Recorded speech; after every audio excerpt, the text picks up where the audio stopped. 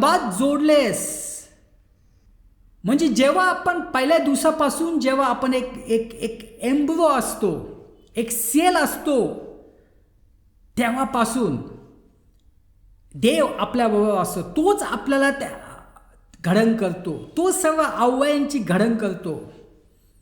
तर प्रियानं पुष्कळ गर्भपात 1 आणि 8च्या आठवड्यामध्ये होतात आणि लोकांना वाटतं की चालतं, कारण तेव्हा जीवनाची सुरुवात होत नाही आहे. पण जसं मी तुम्हाला सांगितलं, पहिल्या दिवसापासून जीवनाची सुरुवात होते. नंतर 9 ते 12 आठवड्यामध्ये काय होतं, आता इथे एक मेडिकल टर्म येतो, त्याचं नाव आहे फिटस, ज्याला आपण म्हणतो गर्भ. पूर्ण स्वरूपात तयार झालेले पण अजून खूप छोटे जलद वाढ सुरू असते.